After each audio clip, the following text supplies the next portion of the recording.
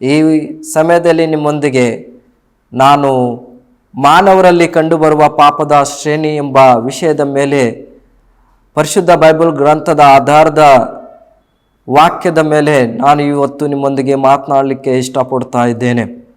ಅದು ಪ್ರಿಯರೇ, ಈ ಮಾನವರಲ್ಲಿ ಕಂಡುಬರುವ ಪಾಪದ ಶ್ರೇಣಿ ಅನ್ನುವಾಗ ನಮ್ಮೆಲ್ಲರಿಗೂ ಜ್ಞಾಪಕ ಬರುವಂಥದ್ದು ಮಾನವನು ಪಾಪ ಮಾಡುವ ಅಥವಾ ತಪ್ಪು ಮಾಡುವ ಸಹಜ ಜೀವಿ ಎಂಬುದಾಗಿ ನಾವು ಭಾವಿಸುವವರಾಗಿರ್ತೇವೆ.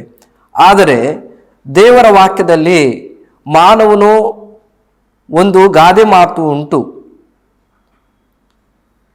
ತಪ್ಪು ಮಾಡುವುದು ಸಹಜ, ಆದರೆ ತಿದ್ದು ನಡೆಯುವುದು ಮನುಜ ಎಂಬುದಾಗಿ.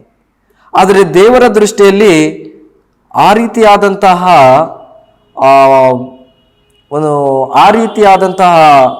ಆಲೋಚನೆಗಳಿಲ್ಲ. ದೇವರ ದೃಷ್ಟಿಯಲ್ಲಿ ತಪ್ಪು ತಪ್ಪೇ, ಅದು ಚಿಕ್ಕದಾದರೂ ಸರಿನೇ, ದೊಡ್ಡದಾದರೂ ಸರಿನೇ. ಆದ್ದರಿಂದ ಮಾನವನಲ್ಲಿ ಕಂಡುಬರುವ ವೈಯಕ್ತಿಕವಾದ ಪಾಪಗಳು ಏನೆಂಬುದಾಗಿ ಪರಿಶುದ್ಧ ಬೈಬಲ್ ಗ್ರಂಥದಿಂದ ನಿಮ್ಮೊಂದಿಗೆ ನಾನು ಇವತ್ತು ಓದಲಿಕ್ಕಿದ್ದೇನೆ. ನನ್ನೊಂದಿಗೆ ದಯಮಾಡಿ ನೀವು ರೋಮಾಪುರದ ಪತ್ರಿಕೆ 1ನೇ ಅಧ್ಯಾಯ 29ರಿಂದ 31 ವಚನಗಳು ನಾನು ನಿಮಗಾಗಿ ಓದಲಿಕ್ಕೆ ಇದ್ದೇನೆ. ಅವರು ಸಕಲ ವಿಧವಾದ ಅನ್ಯಾಯ, ದುರ್ಮಾರ್ಗತನ, ಲೋಲುಪ್ತಿ, ದುಷ್ಟತನ, ಹೊಟ್ಟೆಕಿಚ್ಚು, ಕೊಲೆ, ಜಗಳ, ಮೋಸ, ಹಗೆತನಗಳಿಂದಲೂ ತುಂಬಿದವರಾದರು.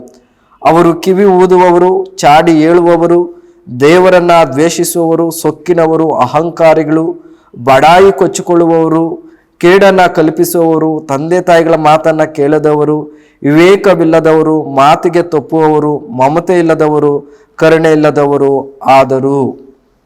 ಅದು ಪ್ರಿಯರೇ, ಈ ಒಂದು ನಿಯೋಜಿತವಾದಂಥ ಪಾಪಗಳು ಮಾನವನಲ್ಲಿ ಕಂಡು ಬರುವುದನ್ನು ನಾವು ನೋಡ್ತಾ ಇದ್ದೇವೆ. ನಾನು ಈಗಾಗಲೇ ನಿಮಗೆ ಎಂದಿಗೆ ನಾನು ಪರಿಶುದ್ಧ ಬೈಬಲ್ ಗ್ರಂಥದಿಂದ ನಿಮ್ಮೊಂದಿಗೆ ನಾನು ಓದಿದ್ದೇನೆ, ತಿಳಿಸಿದ್ದೇನೆ. ಅದು ಯಾವುದೆಂಬುದಾಗಿ ನಾವು ನೋಡುವಾಗ ಮೊದಲನೇದು ಸಕಲ ವಿಧವಾದ ಅನ್ಯಾಯ. ಇವತ್ತಿನ ಪ್ರಸ್ತುತ ಕಾಲದಲ್ಲಿ ನಾವು ಎಲ್ಲಿ ನೋಡಿದರೂ ಅನ್ಯಾಯವನ್ನೇ ಕಾಣುತ್ತಿದ್ದೇವೆ. ನಾವು ನೋಡ್ರಿ, ಈಗ ನಿಮಗೊಂದು ಸವಾಲನ್ನು ಎಸೆಯುವುದಾದರೆ ಅಥವಾ ನಾನು ನಿಮಗೊಂದು ಪ್ರಶ್ನೆಯನ್ನ ಕೇಳುವುದಾದರೆ,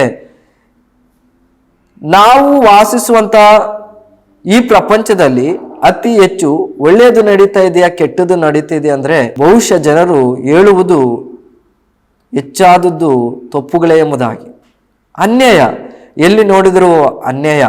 ಮಾನವನು ತಾನು ಬದುಕುವ ಆಸೆಯಲ್ಲಿ ಅನ್ಯಾಯ ಮಾಡುವುದರಲ್ಲಿ ಅವನು ಪ್ರಥಮನಾಗಿದ್ದಾನೆ. ಅವನಿಗೆ ಅನ್ಯಾಯದ ಅರಿವೇ ಇಲ್ಲ. ಬದುಕುವ ಭರದಲ್ಲಿ ನಾನು, ನನ್ನ ಮಕ್ಕಳು, ನನ್ನ ಕುಟುಂಬ ಚೆನ್ನಾಗಿರಬೇಕೆಂಬುದಾಗಿ ಆಲೋಚಿಸಿ ಇವತ್ತು ಮಾನವನು ಅನ್ಯಾಯದಲ್ಲಿ ತನ್ನನ್ನು ತಾನು ತೊಡಗಿಸಿಕೊಂಡಿದ್ದಾನೆ. ದುರ್ಮಾರ್ಗತನ, ಒಳ್ಳೆ ಮಾರ್ಗಕ್ಕೆ ವಿರುದ್ಧವಾಗಿ ದುರ್ಮಾರ್ಗತನವಿದೆ. ಏನು ದುರ್ಮಾರ್ಗತನ? ನಾವು ಗಮನಿಸುವಾಗ ಮಾನವರಲ್ಲಿ ಒಳ್ಳೆಯದನ್ನೋದೇ ಕಾಣುವುದು ಬಹಳ ಕಷ್ಟಕರವಾಗಿದೆ. ನಾನು ಒಂದು ಸಾಮಾಜಿಕ ಜಾಲತಾಣಗಳಲ್ಲಿ ನಾನು ನೋಡುವಾಗ ಒಬ್ಬ ಸ್ತ್ರೀಯು ಮಗುವನ್ನು ಎತ್ತುಕೊಂಡು ಆ ಮಗು ಅಳುವುದನ್ನು ನೋಡುವಾಗ ಒಬ್ಬ ಸ್ತ್ರೀಯು ತನ್ನ ಮನೆಯಿಂದ ನೋಡಿ ಬೀದಿಯಲ್ಲಿ ಹೋಗುವ ಮಗು ಯಾಕೆ ಈಗ ಅಳ್ತಾ ಇದೆ ಎಂಬುದಾಗಿ ನೋಡುವಾಗ ಆ ಮಗು ಅಳ್ತಾ ಇರುವುದನ್ನು ಕಂಡು ಆ ತಾಯಿಗೆ ಕೇಳುತ್ತಾಳೆ, ಯಾಕೆ ಮಗು ಅಳ್ತಾ ಇದೆ ಅಂದರೆ ಹಾಲಿಲ್ಲ, ಹಾಲಿಗೋಸ್ಕರ ಎಂಬುದಾಗಿ. ಹೌದೆಂಬುದಾಗಿ ಆಕೆ ನಂಬಿ ಹಾಲನ್ನು ಮನೆಯೊಳಗೆ ಹೋಗಿ ತರಲು ಹೊರಟಾಗ ಆ ತಾಯಿ ಮಾಡಿದ್ದಾದರೂ ಏನು, ಮಗುವನ್ನು ನೆಪವಾಗಿಟ್ಟುಕೊಂಡು ಆಕೆ ಮನೆ ಒಳಗಡೆ ಹೋಗುತ್ತಿದ್ದಂಗೆ ಆಕೆಗೆ ನಿದ್ರೆ ಅವಸ್ಥೆ ಬರುವಂಥ ಔಷಧಿಯನ್ನು ಸಿಂಪಡಿಸಿ ಮನೆಯಲ್ಲಿರುವ ಎಲ್ಲ ಒಡವೆಗಳನ್ನು ದೋಚುವುದನ್ನು ನಾವು ನೋಡ್ತಾ ಇದ್ದೇವೆ. ದುರ್ಮಾರ್ಗತನ, ಒಳ್ಳೆಯ ಮಾರ್ಗವನ್ನು ಬಿಟ್ಟು ದುಡಿದು ತಿನ್ನುವುದನ್ನು ಬಿಟ್ಟು ಕಳ್ಳತನ ಪ್ರವೃತ್ತಿ ಮಾಡಿಕೊಂಡು ಆ ಕಳ್ಳತನದಿಂದಲೇ ಜೀವಿಸಿ ಮಾನವರನ್ನು ದಾರಿ ತಪ್ಪಿಸುವಂಥ ಕೆಲಸ ಈ ದುರ್ಮಾರ್ಗತನವಾಗಿದೆ. ಇವತ್ತು ನಿಜವಾಗ್ಲೂ ಮಾನವರಲ್ಲಿ ಅತಿ ಹೆಚ್ಚು ಭಾಗ ಕಾಣಬರ್ತಾ ಇದೆ.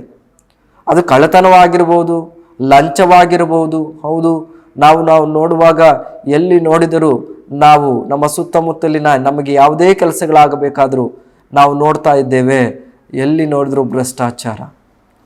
ಈ ಒಂದು ಖಾಸಗಿಯ ಒಂದು ಈ ಖಾಸಗಿಯದಲ್ಲಿರುವಂಥ ವಲಯದಲ್ಲಾಗಿರ್ಬೋದು, ಸರ್ಕಾರಿಯ ವಲಯದಲ್ಲಾಗಿರ್ಬೋದು, ಎಲ್ಲಿ ನೋಡಿದ್ರೂ ಏನಾಗಿದೆ ಈ ಪ್ರಸ್ತುತ ಕಾಲದಲ್ಲಿ ನಾವು ನೋಡ್ತಾ ಇದ್ದೇವೆ, ಲಂಚ ಅನ್ನುವಂಥದ್ದು ಎಲ್ಲ ಕಡೆ ತಾಂಡವಾಡುತ್ತಿದೆ ಪ್ರಿಯರೇ.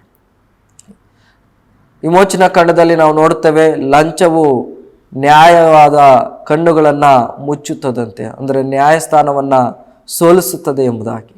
ಹೌದು, ಇವತ್ತಿನ ದಿನಗಳಲ್ಲಿ ನಾವು ನೋಡುವಾಗ ಅನೇಕ ಅಧಿಕಾರಿಗಳು ಹಣವನ್ನು ತೆಗೆದುಕೊಂಡು ನ್ಯಾಯಕ್ಕಿರುದ್ಧವಾಗಿ ಅನ್ಯಾಯವಾದಂಥ ತಿರುವುಗಳನ್ನು ಕೊಡುವುದನ್ನು ನಾವು ನೋಡ್ತಾ ಇದ್ದೇವೆ. ದುರ್ಮಾರ್ಗತನ, ತಂದೆ ತಾಯಿಗಳಿಗೆ ನಂಬಿಸಿ ನಿಜವಾಗಲೂ ತಂದೆ ತಾಯಿಗಳನ್ನೇ ಕೊಲ್ಲುವಷ್ಟರ ಮಟ್ಟಿಗೆ ಇವತ್ತು ಮಕ್ಕಳಿದ್ದಾರೆ. ಇವೆಲ್ಲ ದುರ್ಮಾರ್ಗತನ. ತಾಯಿ, ಅಕ್ಕ, ತಂಗಿ, ಅಣ್ಣ, ತಮ್ಮ ಅನ್ನುವಂಥ ಭಾವವಿಲ್ಲದವರಾಗಿದ್ದಾರೆ. ದುಷ್ಟತನ, ಎಲ್ಲಿ ನೋಡಿದ್ರೂ ದುಷ್ಟತನ ತುಂಬಿ ಹೋಗಿದೆ ಇವತ್ತು. ಯಾರ ಕೈಯಲ್ಲೂ ನೋಡಿದ್ರು ಇವತ್ತು ದುಷ್ಟತನ ಕೈಯಲ್ಲೇ ಬಂದು ಒದಗಿದೆ ಪ್ರಿಯರೇ. ಯಾವ ರೀತಿಯಾಗಿ?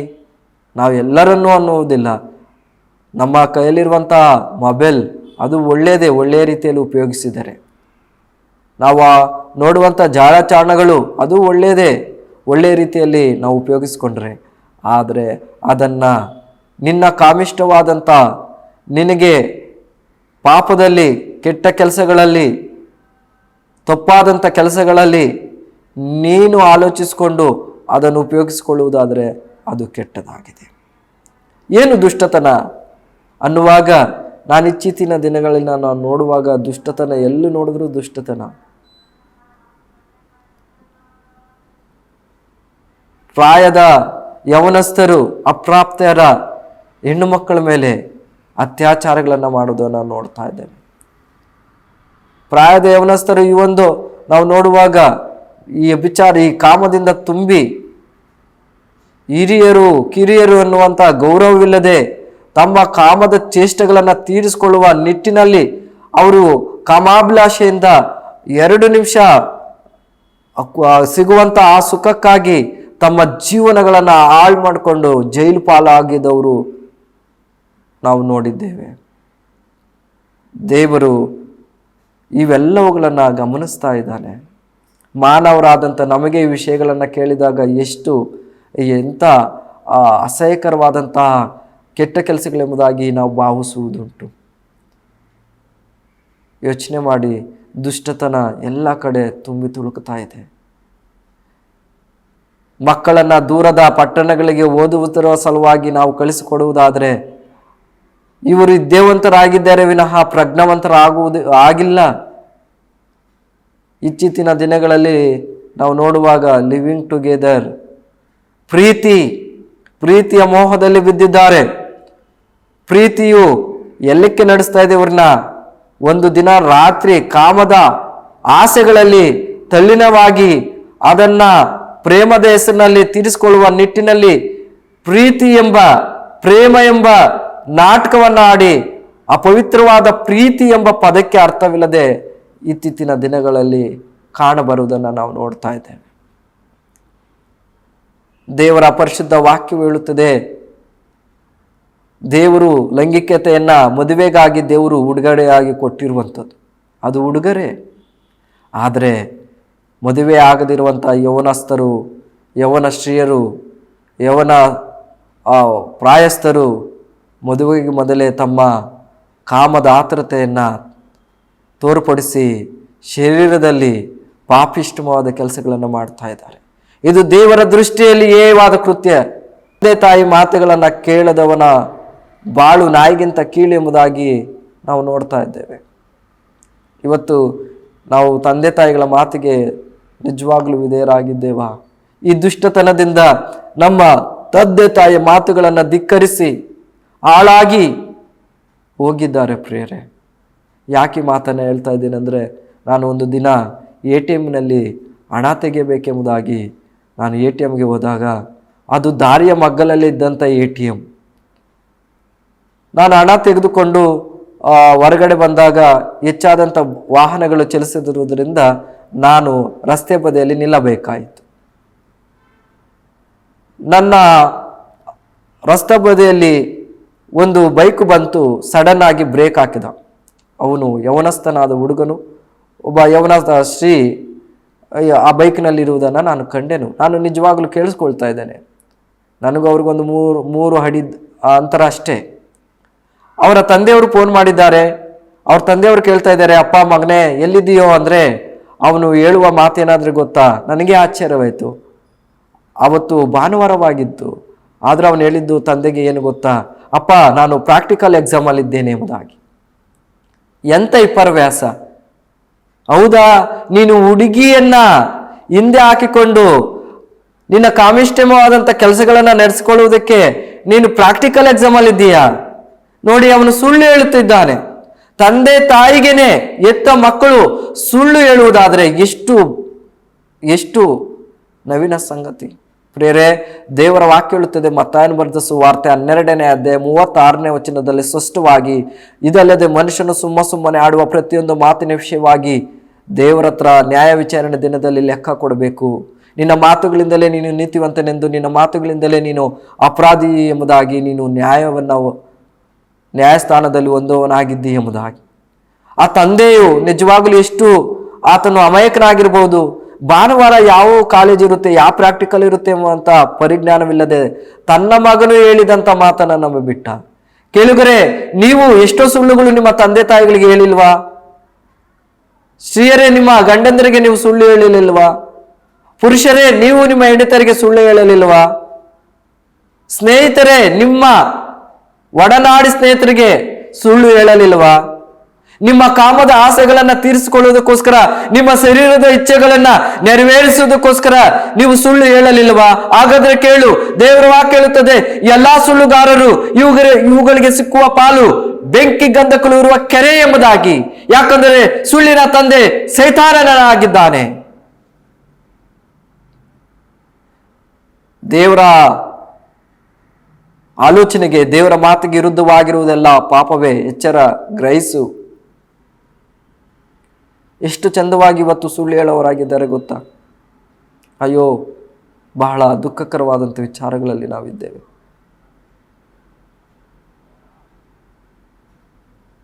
ನಿನ್ನ ತಂದೆ ತಾಯಿಗಳು ನಿನ್ನನ್ನು ಓದಿಸುವುದಕ್ಕೆ ಕಳಿಸಿದರೆ ವಿದ್ಯಾವಂತಳಾಗಿ ಈ ಪ್ರಜಾಪ್ರಭುತ್ವದಲ್ಲಿ ಉತ್ತಮ ಪೌರರಾಗಿ ಜೀವಿಸಬೇಕೆಂಬುದಾಗಿ ಅವರು ಹೊಟ್ಟೆಗೆ ಅನ್ನ ತಿನ್ನದಿದ್ದರೂ ತಮ್ಮ ಹೊಟ್ಟೆಗಳನ್ನು ಕಟ್ಟಿಕೊಂಡು ನಿಮ್ಮನ್ನು ಓದಿಸುವುದರ ಸಲುವಾಗಿ ಸಾಲಗಳನ್ನು ಮಾಡಿ ನಿಮ್ಮನ್ನು ವಿದ್ಯಾಭ್ಯಾಸಕ್ಕೆ ಕಳಿಸಿದರೆ ನೀವೇನು ಮಾಡ್ತಾ ಇದ್ದೀರಿ? ನಿಮಗೆ ಅರಿವಿದೆಯಾ? ಕೇಳು. ರೋಮಾಪುರದ ಪತ್ರಿಕೆ 1ನೇ ಅಧ್ಯಾಯ 29ನೇ ವಚನದಲ್ಲಿ ನಾವು ನೋಡ್ತಾ ಇದ್ದೇವೆ. ಆ ಒಂದು ಮುಂದುವರೆದ ಭಾಗದಲ್ಲಿ ಹೊಟ್ಟೆ ಕಿಚ್ಚು. ಇವತ್ತು ನೀನು ಸಹಿಸ್ತಾ ಇಲ್ಲ. ನಿನ್ನ ಸ್ನೇಹಿತನು ಚೆನ್ನಾಗಿ ಓದುತ್ತಾ ಇರುವುದಾದ್ರೆ ಸಹಿಸ್ತಾ ಇಲ್ಲ. ನಿನ್ನ ಸ್ನೇಹಿತನು ಒಳ್ಳೆಯ ವಾಹನವನ್ನ ಖರೀದಿಸಿದ್ರೆ ಸಹಿಸ್ತಾ ಇಲ್ಲ. ನಿನ್ನ ಸಂಬಂಧಿಕರು ಒಳ್ಳೆಯ ಬಟ್ಟೆಗಳು ಹಾಕಿದ್ರೆ ಸಹಿಸ್ತಾ ಇಲ್ಲ. ನಿನ್ನ ಒಡ ಹುಟ್ಟಿದವರು ಉನ್ನತ ಸ್ಥಾನಕ್ಕೆ ಬರುವುದನ್ನು ನೀನು ಸಹಿಸ್ತಾ ಇಲ್ಲ. ಹಾಗಾದ್ರೆ ಕೇಳು, ಅದು ಹೊಟ್ಟೆ ಕಿಚ್ಚು. ನಾನು ಇತರರನ್ನ ನೋಡಿ ಹೊಟ್ಟೆ ಕಿಚ್ಚು ಪಡುವುದಾದ್ರೆ ನಾನು ಅವರಿಗಿಂತ ಕಮ್ಮಿ ಎಂಬುದಾಗಿ. ಇದು ದೇವರ ದೃಷ್ಟಿಯಲ್ಲಿ ನಿಜವಾಗಲೂ ಬಹಳ ಬಹಳ ಕೋಪದ ವಿಷಯವಾಗಿದೆ. ಯೋಚನೆ ಮಾಡು, ನೀನು ಎಂಥ ಪರಿಸ್ಥಿತಿಯಲ್ಲಿ ಇದ್ದಿ, ನೀನು ಯಾವ ರೀತಿಯಾದಂತಹ ಆಲೋಚನೆಯಲ್ಲಿ ಇದ್ದಿ, ನೀನು ಎಂಥ ಮನಸ್ಥಿತಿಯನ್ನು ಹೊಂದಿದ್ದಿ, ನೀನು ಯಾವ ಹೃದಯದ ಆಲೋಚನೆಯನ್ನ ಹೊಂದಿದ್ದಿ. ಕೊಲೆ, ದೇವರು ವಾಕ್ಯ ಹೇಳುತ್ತೇನೆ, ತನ್ನ ಸ್ನೇಹಿತನ ಮೇಲೆ ಯಾರು ಸಿಟ್ಟುಗೊಳ್ತಾರೋ ಅವನು ಕೊಲೆಗೆ ಸಮಾನನು ಎಂಬುದಾಗಿ. ಕೆಲವರಿಗೆ ಕೋಪ ಇದೆ, ಸಿಟ್ಟು ಹಾಗೇನೆ ಬಂದ್ಬಿಡ್ತದೆ. ದೇವರು ವಾಕ್ಯ ಹೇಳುತ್ತದೆ, ಕೋಪ ಬಂದರೂ ಪಾಪ ಮಾಡಬೇಡ ಎಂಬುದಾಗಿ. ಆದರೆ ನಿನಗೆ ಕೋಪ ಬಂದಾಗ ನೀನು ಏನು ಮಾಡಿದ್ದಿ ನಿನಗೆ ಗೊತ್ತುಂಟಾ? ನಿನ್ನ ಕೋಪ ಬಂದಾಗ ನಿನ್ನ ಕೈಯಾರ ಎಷ್ಟೋ ಮನೆಗಳನ್ನು ಹಾಳು ಮಾಡಿದ್ದಿ. ಒಡೆಯುವ ಅಧಿಕಾರ ನಿನಗೆ ಯಾರು ಕೊಟ್ಟರು? ದೇವರ ಸ್ವರೂಪವಾಗಿರುವಂತ ಈ ಮಾನವನನ್ನ ನಾಶ ಮಾಡಬಾರದೆಂಬುದಾಗಿ ದೇವರ ವಾಕ್ಯ ಹೇಳುತ್ತದೆ. ನಿನ್ನ ಕೋಪದಲ್ಲಿ ನೀನೇನು ಮಾಡಿದ್ದಿ? ದೇವರ ಕೋಪವನ್ನ ಕೂಡಿಸಿಟ್ಟುಕೊಳ್ತಾ ಇದ್ದಿ. ಎಚ್ಚರ. ನಾನು ಈಗಾಗಲೇ ನಿಮಗೆ ತಿಳಿಸಿದ್ದೇನೆ ಅನೇಕ ವಿಷಯಗಳನ್ನ. ಮೋಸ, ದೇವರಿಗೆ ನಿಜವಾಗ್ಲೂ ಆ ಮೋಸ ಇಷ್ಟವಿಲ್ಲ ಪ್ರಿಯರೇ. ನಯವಂಚಕರಾಗಿ ಮೋಸ ಮಾಡುವುದುಂಟು. ಮಾತಿನಲ್ಲೇ ಮರುಳು ಮಾಡಿ ನಾಶ ಮಾಡುವವರುಂಟು. ಜಗಳ, ಅಣ್ಣ ತಮ್ಮಂದರಲ್ಲಿ ಜಗಳ ತಂದಿಡೋರಿದ್ದಾರೆ, ಅಕ್ಕ ತಂಗಿಯರಲ್ಲಿ ಜಗಳ ತಂದಿಡೋರಿದ್ದಾರೆ, ಕುಟುಂಬಗಳಲ್ಲಿ ಜಗಳ ತಂದಿಡುವವರಿದ್ದಾರೆ. ಅವರು ಯಾರಿಗೆ ಸಾದೃಶ್ಯರಂದ್ರೆ ಅವರು ಸೈತಾನನ ಗುಣಗಳಿಗೆ ಸಾದೃಶ್ಯರಾಗಿದ್ದಾರೆ. ಆದಿಂದಲೂ ಸೈತಾನನು ಅವನು ಎಲ್ಲಿ ನೋಡಿದ್ರೂ ಅವನು ಜಗಳ ತಂದಿಡುವುದೇ ಅವನ ಕಾರ್ಯವಾಗಿದೆ. ಆದಿಯಲ್ಲಿ ನಾವು ನೋಡಬೇಕಾದ್ರೆ ಆದಾಮ ಅವ್ವ ಅವರು ದೇವರ ಸೃಷ್ಟಿಯಾಗಿದ್ದರು. ಅವರು ದೇವರೊಂದಿಗೆ ಅನ್ಯೂನ್ಯತೆ ಉಳ್ಳವರಾಗಿದ್ರು. ದೇವರು ಹೇಳಿದ್ರು ಅವರಿಗೆ, ನೀವು ತೋಟದ ಎಲ್ಲಾ ಮರದ ಹಣ್ಣುಗಳನ್ನು ಯಥೇಚ್ಛವಾಗಿ ತಿನ್ನಬಹುದು, ಆದರೆ ತೋಟದ ಮಧ್ಯದಲ್ಲಿರುವ ಮರದ ಹಣ್ಣನ್ನು ತಿನ್ನಬಾರದೆಂಬುದಾಗಿ. ಅಂತ ಒಳ್ಳೆಯ ವಾತಾವರಣದಲ್ಲಿ ಸೈತಾನನು ಹೋಗಿ ಅವಳನ್ನ ಮರಳು ಮಾಡಿ ತಿನ್ನಬಾರದು ಎಂಬುದಾಗಿ ಹೇಳಿದಂತ ಹಣ್ಣನ್ನ ಅವನು ತಿನ್ನಿಸುವುದರಲ್ಲಿ ಅವನು ನಿಪುಣನಾಗಿದ್ದನೆಂಬುದಾಗಿ ದೇವರ ವಾಕ್ಯದಲ್ಲಿ ನಾವು ನೋಡ್ತಾ ಇದ್ದೇವೆ. ಅವರನ್ನು ಮರಳು ಮಾಡಿ ಹಣ್ಣನ್ನ ತಿನ್ನಿಸಿದ ನಿಮಿತ್ತ ದೇವರತ್ತ ಇದ್ದಂಥ ಅನ್ಯೂನ್ಯತೆಯನ್ನು ಅವ್ರು ಕಳ್ಕೊಂಡ್ರು. ದೇವರನ್ನ ನೋಡುವಂಥ ದೃಷ್ಟಿಯನ್ನು ಅವ್ರು ಕಳ್ಕೊಂಡ್ರು. ಅವರ ನಿಮಿತ್ತವಾಗಿ ಈ ಲೋಕಕ್ಕೆ ಪಾಪವು ಬಂತೆಂಬುದಾಗಿ ದೇವರ ವಾಕ್ಯದಿಂದ ನಾವು ನೋಡ್ತಾ ಇದ್ದೇವೆ. ಪಾಪವು ಕೊಡುವ ಸಂಬಳ ಮರಣ. ನಾನು ಹೇಳಿದಂತೆ ಈ ಎಲ್ಲಾ ಗುಣಗಳು ಕೇಳುಗರೇ ನಿಮ್ಮಲ್ಲಿ ಕಂಡು ಬರುವುದಾದ್ರೆ ಇವತ್ತು ಪಶ್ಚಾತ್ತಾಪ ಪಡಬೇಕು. ನೀನು ಅನ್ಕೊಳ್ಬಹುದು, ನಾನು ಆಲೋಚಿಸಿದಂತ ಕೆಟ್ಟ ಆಲೋಚನೆಗಳಿಗೆ ನನ್ನ ಹಿರಿಯರಿಗೆ ತಿಳಿಯದೆ, ನನ್ನ ತಂದೆ ತಾಯಿಗಳಿಗೆ ತಿಳಿಯದೆ, ನನ್ನ ಸಮಾಜಕ್ಕೆ ತಿಳಿಯದೆ ನಾನು ಕೆಟ್ಟ ಕೆಲಸಗಳನ್ನ ಮಾಡಿದ್ದೇನೆ, ಕೆಟ್ಟದನ್ನ ಆಲೋಚಿಸಿದ್ದೇನೆ, ಕದ್ದಿದ್ದೇನೆ, ಲಂಚ ತೆಗೆದುಕೊಂಡಿದ್ದೇನೆ, ತಂದೆ ತಾಯಿಗಳಿಗೆ ಅವಿದ್ಯನಾಗಿ ನಡೆದುಕೊಂಡಿದ್ದೇನೆ. ನನ್ನ ಪಾಪವನ್ನ ಕ್ಷಮಿಸಲಿಕ್ಕೆ ಯಾವುದಾದ್ರೂ ಮಾರ್ಗ ಇದೆಯಾ ಎಂಬುದಾಗಿ ನೀನು ಆಲೋಚಿಸ್ತಾ ಇದ್ದೀಯಾ? ನಿನಗೊಂದು ಶುಭ ವಾರ್ತೆ, ನಿನಗೊಂದು ಶುಭ ಸಂದೇಶವಿದೆ. ಅದೇನೆಂದ್ರೆ ಕರ್ತನಾದ ಯೇಸು ಕ್ರಿಸ್ತನು ನಿನಗಿದ್ದಾನೆ. ಯೇಸು ಅಂದರೆ ರಕ್ಷಕನು, ಕ್ರಿಸ್ತನಂದ್ರೆ ಅಭಿಷಕ್ತನು. ನಿನ್ನನ್ನು ರಕ್ಷಿಸಲು ಕಾಲವು ಪರಿಪೂರ್ಣವಾದಾಗ ಶಾಸ್ತ್ರದ ಪ್ರವಾದನೆಯ ಲೇಖನಗಳನ್ನ ಆತನು ನೆರವೇರಿಸುವನಾಗಿ 2023 ವರ್ಷಗಳ ಹಿಂದೆ ಆತನು ಕನ್ಯಾ ಮರೆಯಲ್ಲಿ ಆತನು ಹುಟ್ಟು ಬರುವುದನ್ನು ನಾವು ನೋಡ್ತಾ ಇದ್ದೇವೆ. ಆತನು ಈ ಲೋಕಕ್ಕೆ ಸವಾಲನ್ನ ಎಸೆದನು, ನನ್ನಲ್ಲಿ ಪಾಪವಿದೆ ಎಂಬುದಾಗಿ ನೀವು ಯಾರು ಸ್ಥಾಪಿಸುವಿರಿ ಎಂಬುದಾಗಿ. ಪ್ರೇರೆ, ಆತನಲ್ಲಿ ಎಷ್ಟು ಮಾತ್ರಕ್ಕೂ ಪಾಪವಿಲ್ಲ. ಆತನು ಪಾಪರಹಿತನಾಗಿ ಎಲ್ಲರೂ ಪಾಪ ಮಾಡಿ ದೇವರ ಮಹಿಮೆಯನ್ನ ಹೊಂದದೆ ಹೋಗಿದ್ದಾರೆ. ಕಳೆದು ಹೋದಂತ ದೇವರ ಮಹಿಮೆಯನ್ನು ಹೊಂದಲು ತಂದೆಯಾದ ದೇವರು ತನ್ನ ಮಗನಾದ ಯೇಸು ಕ್ರಿಸ್ತನನ್ನ ಶರೀರಧಾರಿಯಾಗಿ ಕಳಿಸಿಕೊಟ್ಟನು. ಯಾಕಂದರೆ ರಕ್ತಧಾರೆ ಇಲ್ಲದೆ ಪಾಪ ಪರಿಹಾರವಿಲ್ಲ. ಪಾಪ ಪರಿಹಾರವನ್ನ ಮಾಡಲು ತನ್ನ ಒಬ್ಬನೇ ಮಗನನ್ನ ಆತನು ಶರೀರಧಾರಿಯಾಗಿ ಈ ಲೋಕಕ್ಕೆ ಕಳಿಸಿಕೊಟ್ಟನು. ಆತನ ದೇಹದ ಮುಖಾಂತರವಾಗಿ, ಆತನ ರಕ್ತದ ಮುಖಾಂತರವಾಗಿ ಈ ಲೋಕಕ್ಕೆ ವಿಮೋಚನೆ ಉಂಟಾಗಬೇಕೆಂಬುದಾಗಿ ಶಿಲುಬೆಗೆ ಆತನನ್ನು ಒಪ್ಪಿಸಿಕೊಟ್ಟನು. ಅದಕ್ಕೆ ನಾವು ನೋಡ್ತಾ ಇದ್ದೀವಿ, ನನ್ನ ದೇವರೇ ಯಾಕೆ ನನ್ನನ್ನು ಕೈ ಬಿಟ್ಟೆ ಎಂಬುದಾಗಿ. ಯಾಕೆ ಕೈ ಬಿಟ್ಟರು ದೇವರು? ತಂದೆಯಾದ ದೇವರು ತನ್ನ ಒಬ್ಬನೇ ಮಗನನ್ನ ಪ್ರೀತಿಸುವ ಒಬ್ಬನೇ ಮಗನನ್ನ ಯಾಕೆ ಕೈ ಬಿಟ್ಟರಂದ್ರೆ ನಿನ್ನನ್ನ ಪ್ರೀತಿಸುವ ನಿಮಿತ್ತವಾಗಿ ಆತನು ಯೇಸು ಕ್ರಿಸ್ತನನ್ನ ತನ್ನ ಒಬ್ಬನೇ ಮಗನನ್ನ ಕೈ ಬಿಟ್ಟರು. ಆತನನ್ನ ಕೈ ಬಿಟ್ಟಿದ್ರಿಂದ ಇವತ್ತು ಯೇಸು ಕ್ರಿಸ್ತನ ಮುಖಾಂತರ ನಾವು ಕೈ ಹಿಡಿಯಲ್ಪಟ್ಟಿದ್ದೇವೆ. ಆದರೆ ನೀನು ಮಾಡಬೇಕಾಗಿರುವುದೇನು ಗೊತ್ತಾ? ಯೇಸು ಕ್ರಿಸ್ತನ ಜನನ ಪರಿಶುದ್ಧವಾದದ್ದು ಎಂಬುದಾಗಿ ನಂಬಬೇಕಾಗಿದೆ. ಯೇಸು ಕ್ರಿಸ್ತನ ಜೀವನ ಪರಿಶುದ್ಧವಾದದ್ದು ಎಂಬುದಾಗಿ ನಂಬಬೇಕಾಗಿದೆ. ಆತನು ನನಗಾಗಿ ಶಿಲುಬೆಯಲ್ಲಿ ನನ್ನ ಬದಲಾಗಿ ಈ ಶರೀರದಲ್ಲಿ ನಾನು ಮಾಡಿದಂತ ಪಾಪಿಷ್ಠವಾದಂತ ದುಷ್ಕೃತ್ಯಗಳ ನಿಮಿತ್ತವಾಗಿ ತಂದೆಯಾದ ದೇವರು ಆತನನ್ನು ಶಿಲುಬೆಯಲ್ಲಿ ಒಪ್ಪಿಸಿಕೊಟ್ರಲ್ವಾ? ಯೆಶಾಯನ ಪ್ರವಾದನ ಗ್ರಂಥದಲ್ಲಿ ನಾವು ನೋಡ್ತಾ ಇದ್ದೇವೆ, ಆತನ ಬಾಸುಂಡೆಗಳಿಂದ ನಮಗೆ ಗುಣವಾಯಿತು ಎಂಬುದಾಗಿ. ಆತನ ಗಾಯಗಳಿಂದ ನಮ್ಮ ಮಲಿನತ್ವವಾದಂತಹ ಪಾಪವು ಗುಣವಾಯಿತು. ಯಾವುದ್ರ ಮುಖಾಂತರ? ಆತನ ರಕ್ತವನ್ನು ಸುರಿಸಿ ಆ ರಕ್ತದಿಂದ ನಮ್ಮ ಪಾಪವನ್ನು ತೊಳೆದರಿಂದ. ರಕ್ತಧಾರ ಇಲ್ಲದೆ ಪಾಪ ಪರಿಹಾರವಿಲ್ಲ ಪ್ರಿಯರೇ. ಆ ರಕ್ತವನ್ನು ಸಂಪೂರ್ಣವಾಗಿ ನನಗಾಗಿ ನಿನಗಾಗಿ ಸುರಿಸಿಕೊಟ್ರು. ಯಾರೆಲ್ಲ ಈ ಸತ್ಯತೆಯನ್ನು ನಂಬಿ, ಹೌದು ಯೇಸು ಕ್ರಿಸ್ತನು ನನಗಾಗಿ, ನನ್ನ ಬದಲಾಗಿ ಈ ನನ್ನ ಸುಂದರವಾದ ದೇಹ ಚಂದವಾಗಿರಬೇಕೆಂಬುದಾಗಿ ಆತನ ದೇಹ ಛಿದ್ರವಾಯ್ತಲ್ಲ ಎಂಬುದಾಗಿ ನಂಬುತ್ತಾರೋ, ಹೌದು ಆತನ ರಕ್ತದ ಮುಖಾಂತರವಾಗಿಯೇ ನನ್ನ ಪಾಪವು ಶುದ್ಧಿ ಮಾಡಲ್ಪಡುತ್ತದೆ ಎಂಬುದಾಗಿ ನಂಬುವುದರ ಮುಖಾಂತರವಾಗಿ ಆತನು ಸತ್ತು ಉಣಲ್ಪಟ್ಟು ಆತನು 3 ದಿನ ಸಮಾಧಿಯಲ್ಲಿದ್ದನು. 3ನೇ ದಿನ ಆತನು ಸತ್ತವರೊಳಗಿಂದ ಎಬ್ಬಿಸಲ್ಪಟ್ಟನು. ಯಾರೆಲ್ಲ ಹೃದಯದಿಂದ ನಂಬಿ ಬಾಯಿಂದ ಅರಿಕೆ ಮಾಡ್ತಾರೋ ಅವರಿಗೆ ರಕ್ಷಣೆ ಆಗುತ್ತದೆ. ದೇವರ ವಾಕ್ಯವು ಬೈಬಲ್ನಲ್ಲಿ ಸ್ಪಷ್ಟವಾಗಿ ತಿಳಿಸಿದೆ. 1 ಯೋಹಾನ 1:9 ನಾವು ನಮ್ಮ ಪಾಪಗಳನ್ನು ಒಪ್ಪಿಕೊಂಡು ಅರಿಕೆ ಮಾಡಿದರೆ ಆತನು ನಂಬಿಗಸ್ತನು ನೀತಿವಂತನು ಆಗಿರುವುದರಿಂದ ನಮ್ಮ ಸಕಲ ಅನೀತಿಯನ್ನು ಶುದ್ಧಿ ಮಾಡುವನು ಎಂಬುದಾಗಿ. ನಮ್ಮನ್ನ ನಮ್ಮ ಪಾಪಗಳಿಂದ ಶುದ್ಧಿ ಮಾಡಲಿಕ್ಕೆ ಸಿದ್ಧ, ಆದ್ರೆ ನಾವು ನಮ್ಮ ಪಾಪಗಳನ್ನು ಒಪ್ಪಿಕೊಳ್ಳಲಿಕ್ಕೆ ಸಿದ್ಧವಿದ್ದೇವಾ? ನೀನು ಅನ್ಕೊಳ್ತಾ ಇದೀಯಾ, ನಾಳೆ ನಾನು ಇನ್ನೂ ನನಗೆ ವಹಿಸಿದೆ ಹೆಚ್ಚಾದಂತ ಪಾಪವನ್ನ ಮಾಡಿ ಕೊನೆಯಲ್ಲಿ ದೇವರನ್ನ ಕ್ಷಮಿಸು ಎಂಬುದಾಗಿ ಕೇಳುವುದಾದ್ರೆ, ಆಗುತ್ತೆ ಎಂಬುದಾಗಿ ಆಲೋಚಿಸುವುದಾದ್ರೆ ನೀನು ಮೂಢನಾಗಿದ್ದಿ. ಯಾಕಂದ್ರೆ ಈ ಮಾನವನ ಜೀವಿತವು ಸ್ಥಿರವಲ್ಲ. ನೀರಿನ ಮೇಲೆ ಗುಳ್ಳೆ ಇದ್ದ ಹಾಗೆ, ಎಲ್ಲಿ ಹೇಗೋ ಏನೋ ನಮಗೆ ಗೊತ್ತಿಲ್ಲ.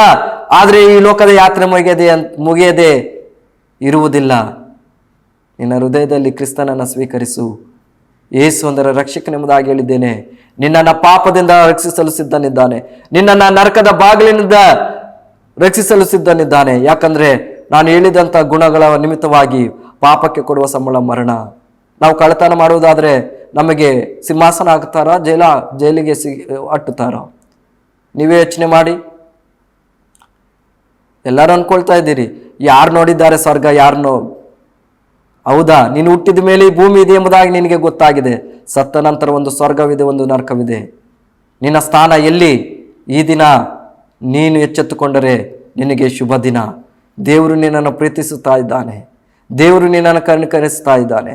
ನಿನ್ನ ರೋಗಕ್ಕೆ, ನಿನ್ನ ಬಾಧೆಗಳಿಗೆ, ನಿನ್ನ ಸಾಲಗಳಿಗೆ ಯಾರ ಕಾರಣ ಗೊತ್ತಾ? ನೀನೇ. ನಿನ್ನಲ್ಲಿರುವಂತ ಆಶೆಗಳು, ನಿನ್ನಲ್ಲಿರುವಂತ ಪಾಪಿಷ್ಟವಾದಂತ ಕೆಲಸಗಳು. ಹಾಗಾದ್ರೆ ಅವುಗಳಿಂದ ನೀನು ಬಿಡುಗಡೆ ಹೊಂದಲು ಇಷ್ಟಪಡುವುದಾದ್ರೆ ಕರ್ತನಾದ ಯೇಸುವಿನ ಮೇಲೆ ನಂಬಿಕೆ ಇಡು, ಆಗ ನೀನು ರಕ್ಷಿಸಲ್ಪಡುತ್ತಿ. ಪ್ರೇರೆ, ಈ ಶುಭ ಸಂದೇಶವನ್ನ ಯಾರೆಲ್ಲ ಕೇಳಿದ್ದೀರೋ ಒಂದು ಸಾರಿ ನಿಮ್ಮನ್ನು ನೀವು ಪರಿಶೋಧನೆ ಮಾಡಿಕೊಡ್ರಿ. ಒಂದು ವೇಳೆ ನೀವು ನನ್ನೊಂದಿಗೆ ಪ್ರಾರ್ಥಿಸುವುದಾದರೆ, ಹೌದು ನನಗೆ ಯೇಸು ಬೇಕು, ಹೌದು ನನ್ನ ಪಾಪ ತೊಳೆಯಲ್ಪಡಬೇಕು, ಹೌದು ನನ್ನ ಪಾಪಗಳನ್ನ ನಾನು ಕಾಡ್ತಾ ಇದ್ದೆ, ನನಗೆ ನಿದ್ರೆ ಬರಮಾಡುತ್ತಾ ಇಲ್ಲ, ನನಗೆ ಸಮಾಧಾನವಿಲ್ಲ ಎಂಬುದಾಗಿ ನೀನು ಅನ್ಕೊಳ್ತಾ ಇದೆಯೋ, ನಿನಗೆ ಸಮಾಧಾನ ನೀಡಲೆಂದೇ ಕ್ರಿಸ್ತನು ನಿನಗಾಗಿ ಬಂದಿದ್ದಾನೆ. ಆದ್ರೆ ಮಾಡಬೇಕಾಗಿರೋದು ಒಂದೇ ಒಂದು, ಏನಂದ್ರೆ ನಿನ್ನ ಪಾಪಗಳನ್ನು ನೀನು ಒಪ್ಪಿಕೊಳ್ಳುವಂಥದ್ದು. ನಾನು ಸಹ ನನ್ನ ಪಾಪವನ್ನು ಒಪ್ಪಿಕೊಂಡೆ, ಅರಿಕೆ ಮಾಡಿದೆ, ಯೇಸುವೆ ನೀನು ದೇವರ ಕುಮಾರನು, ನನಗಾಗಿ ಸತ್ತು ಉಣಲ್ಪಟ್ಟು 3ನೇ ದಿನ ಸತ್ತವರೊಳಗಿಂದ ಎದ್ದು ಬಂದಂಥ ದೇವರು, ನೀನು ನನ್ನ ರಕ್ಷಕನು, ನನ್ನ ದೇವರೆಂಬುದಾಗಿ ನೀನು ಅದನ್ನು ಮಾಡುವುದಾದರೆ ನಿನಗೆ ರಕ್ಷಣೆ ಉಂಟು.